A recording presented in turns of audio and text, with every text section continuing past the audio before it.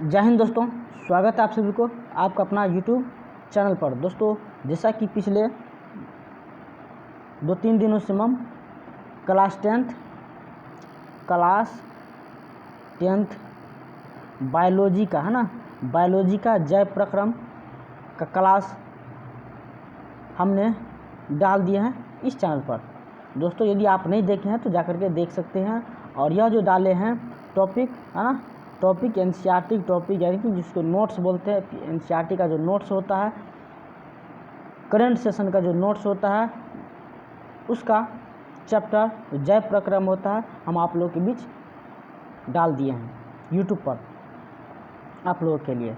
तो इस वीडियो में हम अगला चैप्टर बायोलॉजी का है नियंत्रण और समन्वय वह चैप्टर लेके आया हूँ, जो कि बिहार बोर्ड की जो परीक्षा होगी 2027 में, उसके लिए बहुत ही मोस्ट इम्पॉर्टेंट टॉपिक और ये चैप्टर है।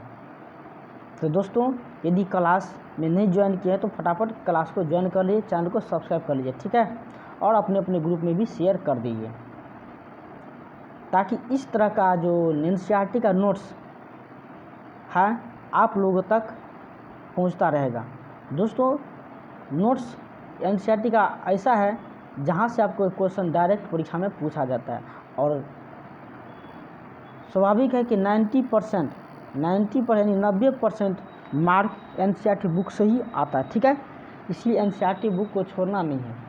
भले ही दूसरा किताब पढ़ लो, भारतीय वन होता है, बहुत सारी कंपनी का किताब होता है, वो पढ़ लो, लेकिन एनसीईआरटी भी आपको पढ़ना ज़रूरी है, क्योंकि एनसीईआरटी आपका बेस है। एनसीईआरटी क्या आपको बेस है, और यहीं से क्वेश्चन उठता है एग्ज़ाम में।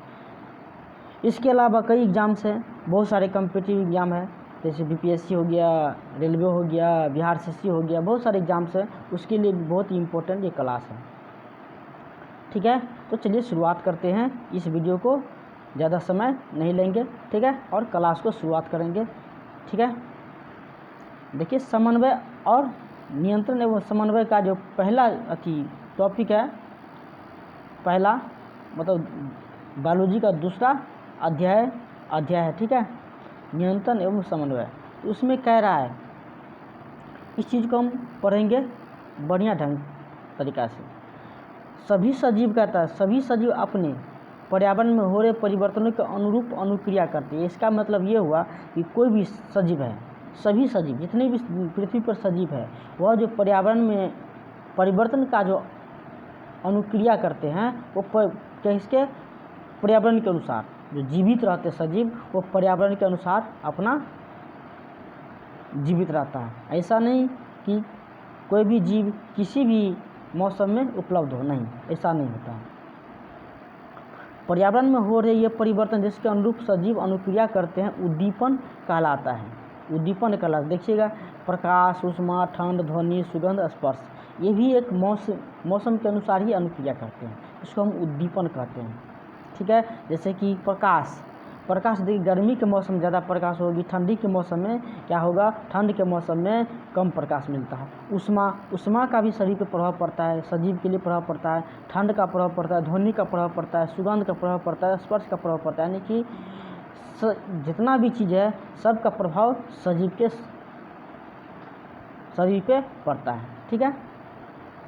वही चीज़ उद्दीपन कहलाता है, ठीक है। पौधे एवं जंतु अलग अलग प्रकार से उद्दीपन के प्रति अनुक्रिया करते हैं, चाहे पौधा हो चाहे जंतु हो, वो अलग अलग प्रकार से उद्दीपन के प्रति अनुक्रिया करते हैं, ठीक है। जंतु में नियंत्रण और समन्वय कैसे होता है? तो जंतु में नियंत्रण और समन्वय होता है, यह सभी जंतुओं में दो मुख्य तंत्रों में किया जाता है। यह सभी जंतुओं में दो मुख्य तंत्रों द्वारा किया जाता है, तंत्रिका तंत्र, दूसरा अंतःस्रावी तंत्र।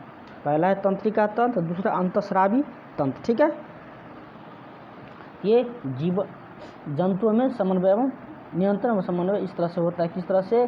तंत्रिका तंत्र द्वारा, अंतःस्रावी द्वारा, दो मुख्य तंत्र द्वारा होता है।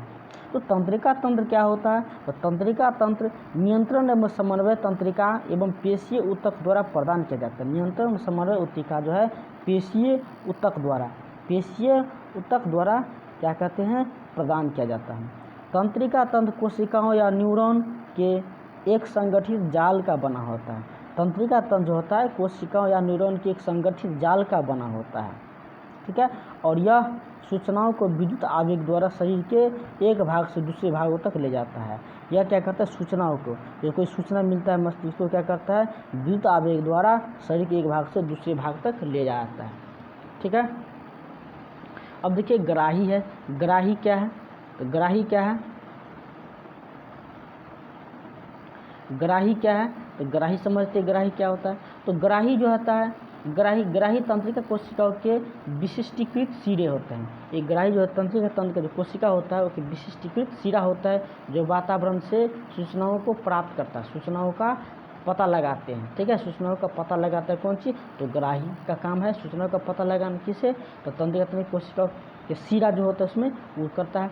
ये ग्राही हमारे ज्ञानेंद्रियों में स्थित होते हैं। ग्राही कहाँ होते हैं, तो हमारे ज्ञानेंद्रियों में स्थित होती है। कहाँ पर, कहाँ पर, तो कान पर। कान में सुनना और शारीरिक संतुलन करना क्या है, एक ग्राही का ही काम है। ग्राही का काम क्या है, ग्राही का काम क्या होता है, कान में सुनना और शरीर को संतुलन करना काम होता है, ठीक है। आँख जो है, आँख का काम क्या होता है, प्रकाश ग्राही और देखना, देखने का काम करता है।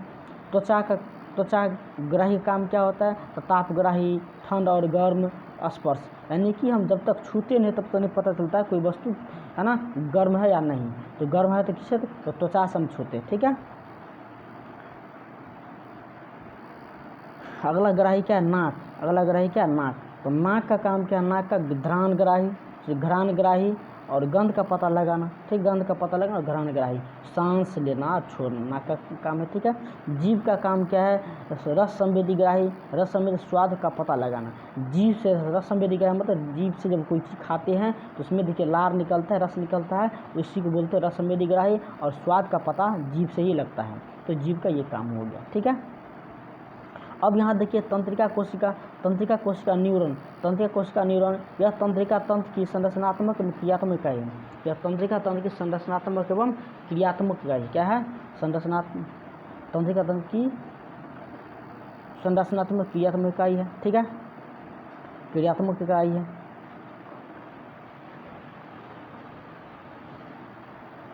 जैसे यहाँ पे दिया है न्यूरॉन की संरचना दिया है, तो न्यूरॉन की संरचना दिया है, तो ये वाला भाग जो है ये केंद्रक है, ये क्या है, ये केंद्रक है, ठीक है, केंद्रक है। ये ध्रुमिका है, ये जो है ये जाल की तरह दिखता है, या पत्ती की तरह दिखता है, जाल की तरह दिखता है, यह ध्रुमिका इसको बोलते हैं। और ये वाला भाग जो है तंत्रिकाक्ष बोलते हैं, इसको वाला भाग को तंत्रिकाक्ष बोलते हैं, ठीक है।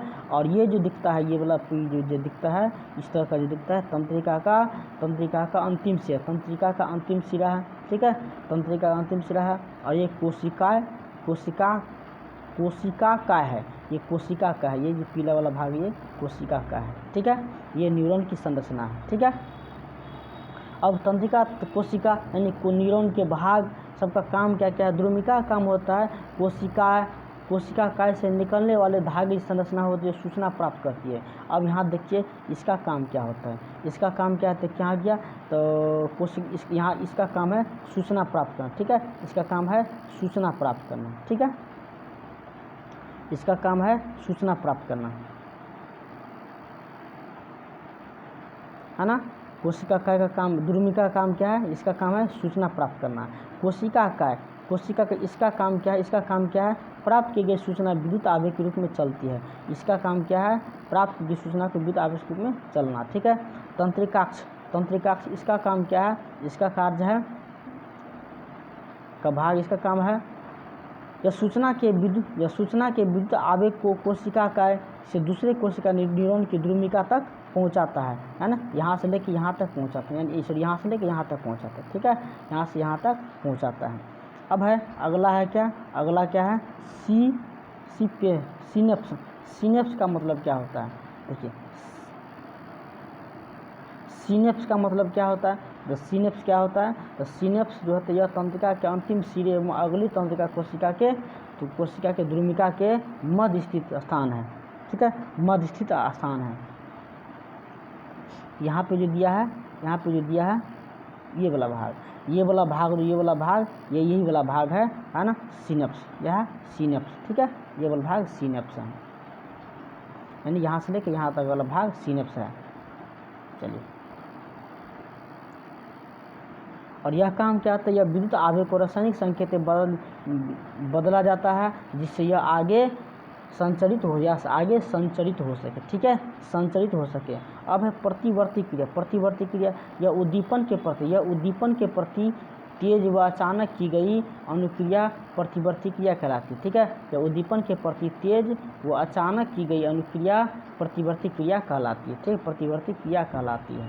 ठीक है, उदाहरण किसी गर्म वस्तु को छूने पर हाथ को पीछे हटा लेना, है ना, किसी गर्म वस्तु को छूने पर हाथ को पीछे की ओर हटा लेना। ठीक है, जो प्रतिवर्ती क्रिया हो गया। अब प्रतिवर्ती चाप क्या होता है? प्रतिवर्ती क्रिया के दौरान विद्युत आवेग जिस पथ पर चलते हैं उसे प्रतिवर्ती चाप कहलाते हैं ना। प्रतिवर्ती क्रिया के दौरान विद्युत आवेग जिस पथ पर चलते हैं उसे प्रतिवर्ती चाप कहते हैं। ठीक है, समझ में आ गया? चलिए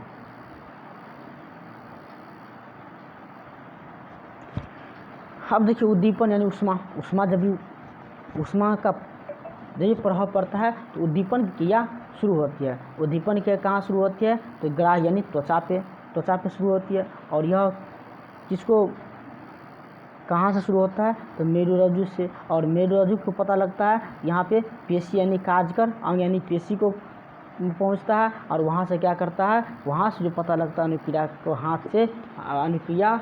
पीछे हटा लेता है, यानी पता जो लगता है पेशी अंग को जो कार्य पता लगता है उष्मा के बारे में, तो क्या होता है पीछे हटा लेता है। ठीक है, यही है उद्दीपन क्रिया। अब आते अनुक्रिया क्या होता है? अनुक्रिया यह 3 प्रकार की अनुक्रिया होती है। एक होता है ऐच्छिक अनुक्रिया। ऐच्छिक अनुक्रिया का अग्र मस्तिष्क द्वारा नियंत्रण की जाती है। जैसे कि बोलना और सीखना। अग्र मस्तिष्क द्वारा नियंत्रण कौन चीज़ होता है? जैसे बोलना और सीखना कहाँ से नियंत्रित होती है? अग्र मस्तिष्क द्वारा। अनैच्छिक क्रिया क्या होती है? मध्य एवं पश्च मस्तिष्क द्वारा नियंत्रित की जाती है। नियंत्रित की जाती है। ठीक है, उदाहरण के श्वसन, दिल का धड़कना। ठीक है, तीसरा प्रतिवर्ती क्रिया मेरुरज्जु द्वारा नियंत्रित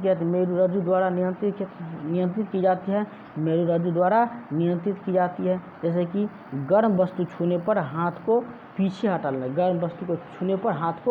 लेना। ठीक है, ये प्रतिवर्ती क्रिया जो मेरुरज्जु द्वारा नियंत्रित की जाती है। ठीक है, अब आगे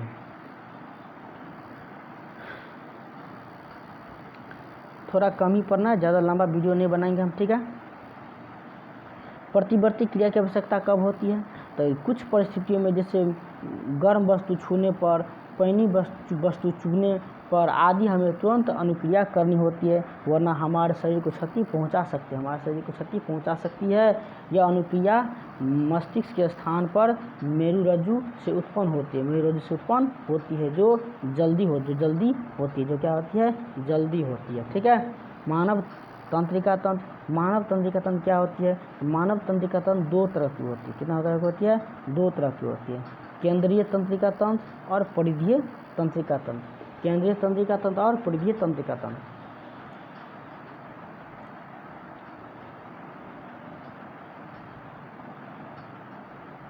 ये क्या होता है? केंद्रीय तंत्रिका तंत्र मस्तिष्क में होती है और मेरुरज्जु द्वारा होती है। ठीक है, और ये जो परिधीय तंत्रिका 2 तरह की होती है। कपाल तंत्रिका जो मस्तिष्क से निकलती है और दूसरा मेरु तंत्रिका जो मेरुरज्जु से निकलती है। ठीक है दोस्तों, तो चलिए दोस्तों आगे पढ़ेंगे हम मस्तिष्क क्रिया, आगे पढ़ेंगे। ठीक है, अगले वीडियो में पढ़ेंगे। आज हम इतना ही पढ़ाएंगे। ठीक है, क्योंकि वीडियो लंबा हो जाएगा, थोड़ा कहीं प्रॉब्लम है मेरे साथ, इसीलिए आज की वीडियो यहीं तक। फिर मिलते हैं अगले वीडियो में। तब तक के लिए वीडियो को शेयर कर दीजिए दोस्तों के पास और चैनल को ज़रूर सब्सक्राइब कर लीजिएगा। दोस्तों प्रतिदिन यदि 10th की क्लास लेना चाहते हैं, पढ़ना चाहते हैं, इस चैनल से बेहतर सीखना चाहते हैं, तो मैं अभी शुरुआत किया हूँ साइंस टॉपिक से। धीरे धीरे हम मैथ ही पढ़ाएंगे। ठीक है, मैथ ही पढ़ाएंगे, साइंस ही पढ़ाएंगे, और हो सके तो SST को बात छोड़ दो, और हो सके तो मैथिली हिंदी भी हम पढ़ाएंगे आप लोग को, ठीक है। मैथिली और हिंदी भी आप लोग को हम पढ़ाएंगे इस चैनल से 10th की, ठीक है। तो मिलते हैं नेक्स्ट वीडियो में। वीडियो अच्छा लगे तो लाइक कीजिएगा, चैनल को सब्सक्राइब दोस्तों के पास भी शेयर कर दीजिए।